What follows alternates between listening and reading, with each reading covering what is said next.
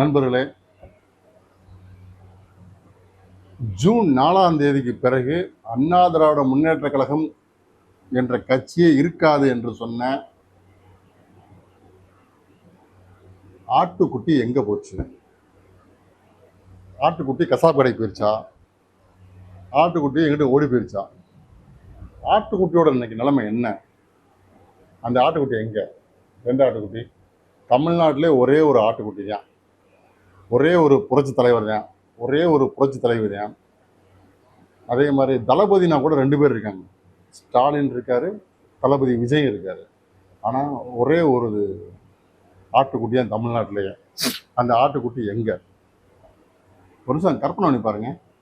அண்ணா திராவிட முன்னேற்ற கழகம் என்பது தற்போதைய தேர்தலிலும் 2024 தேர்தலிலும் தனியாக அண்ணா திராவிட முன்னேற்ற கழக வேட்பாளர்கள் மட்டும் வாங்கிய ஓட்டுக்கள் 89,50,000, அதாவது 90 லட்சம் ஓட்டு. தேமுதிக சேர்த்தா 1,10,00,000 ஓட்டு. இவனுங்க சொல்லிட்டு இருக்காங்க பிஜேபியை வச்சு நாங்கள் அதிமுக காலி பண்ணிட்டோம் அப்படின்னு. ஆனால் முட்டா பயிலாம் உங்களுக்கு விழுந்த ஓட்டு எல்லாமே அமமுக அப்படின்ற ஒரு குறிப்பிட்ட சமுதாய கட்சிக்கு உள்ள ஓட்டு. ஏங்க சொல்லுங்க பார்ப்போம். ஒரு சுருக்கமாக சொல்லணும்னா, அந்த சமுதாயத்தில் தினகரனோட சமுதாயத்தில் இருக்கவங்க அப்படியே ஓட்டு போட்டிருக்காங்க பிஜேபிக்கு. ஏறக்குறைய அதாவது கட்சியில் மற்ற கட்சியில் பொறுப்பில் இருக்கவங்க விட்டுருங்க, மற்றவங்க எல்லாருமே அப்படியே ஓட்டு போட்டிருக்காங்க. ஸோ பிஜேபி வாங்கின ஓட்டு கிடையாது, அது ஒரு ஜாதி ஓட்டு. அந்த பக்கம் வன்னியர்கள் ஓட்டு பிஜேபி வாங்கின ஓட்டு. ஸோ அண்ணா திராவிட முன்னேற்ற கழகம் அப்படி கிடையாது. இது இன்றைக்கும் இப்போ 89,50,000 வச்சுக்கங்களேன். தேமுதிக சேர்த்தா 1,10,00,000, 1 கோடி ஓட்டு ஏடிஎம்கே ஓட்டு அப்படி இருக்கு இன்னைக்கும். அப்போ தமிழ்நாட்டில் எவ்வளோ பெரிய கட்சி? நீங்கள் வெறும் ஸ்டார் வேட்பாளராக, இப்போ நாங்கள் சில இடங்களில் டெபாசிட் போயிருக்கு அப்படின்னா அதுக்கு காரணம் ஸ்டார் வேட்பாளர்கள் தான். தமிழிசை, அண்ணாமலை, நயினார் நாகேந்திரன், ராம சீனிவாசன், இடுப்பு கிள்ளி பொன் பால கணபதி, அப்புறம் யாரு முக்கியமான ஆட்களாக தான் புறக்கி போட்டிருக்கீங்க. நீங்கள் எப்படா 234 தொகுதிக்கு ஆளை நிப்பாட்டுவீங்க? முதல்ல அவங்க வச்சு ஆள் இருக்கா பிஜேபியில்? நான் உண்மையிலே ஜூன் 4க்கு பிறகு அண்ணா திராவிட முன்னேற்ற கழகம் என்ற ஒரு கட்சியே இருக்காது அப்படின்னு அண்ணாமலை சொல்லுவாருன்ற எதிர்பார்க்கவே இல்லை. அவர் மேலாம் ரொம்ப மரியாதை வச்சுருந்தோம். அவர் நினச்சிட்டு இருக்காரு இந்த போய் பாத யாத்திரை போனார்ல, ஏன்னா என் மக்கள் என் தேசம் என் மக்களா என்ன எளவோ பாத யாத்திரை போனார்ல, அதுக்கு போன பூரா பிஜேபி காரங்க நினச்சிருக்காரு. அப்படிலாம் கிடையாது.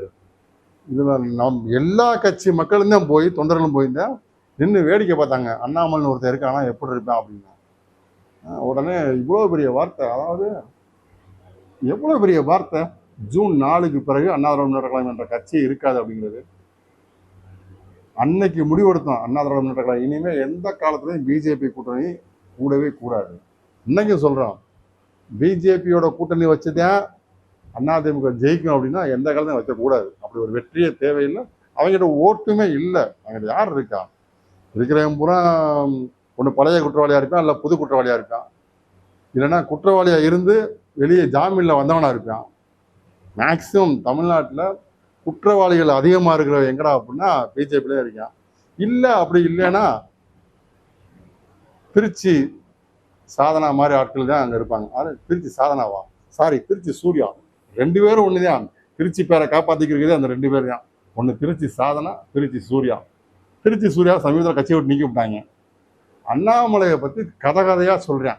இப்படி ஆள் வச்சாண்டா நீங்கள் கட்சி எடுத்துருக்கீங்க, கெட்டா என் தலைவன் அண்ணாமலை மட்டுமே அப்படின்னா யாரு? திருச்சி சூர்யா. அது திருச்சி சாதனா பரவாயில்ல போல, அந்த மாதிரி நேர்மையாக பிழைக்குது. அது நோக்கம் பணம், அதுக்கு வியூஸ், சப்ஸ்கிரைபர் அப்படின்னு சொல்லி ஒரே நோக்கத்தில் போய்க்கிருக்கு. இதே அப்படி கிடையாது. ஒரு நேரம் பார்த்தா அண்ணாமலை வாழ்க்கைன்றான், ஒரு நேரம் பார்த்தா அண்ணாமலை 1000 கோடி சம்பாதிச்சாருன்றான், ஒரு நேரம் பார்த்தா பிஜேபியில் பூரா பொம்பளை பொறுக்கியெல்லாம் இருக்காங்க அப்படின்றான். ஒரு பிரஸ் மீட்ல உளவுத்துறை ரிப்போர்ட் 261 ரவுடிகள் உங்க கட்சியில இருக்காங்க.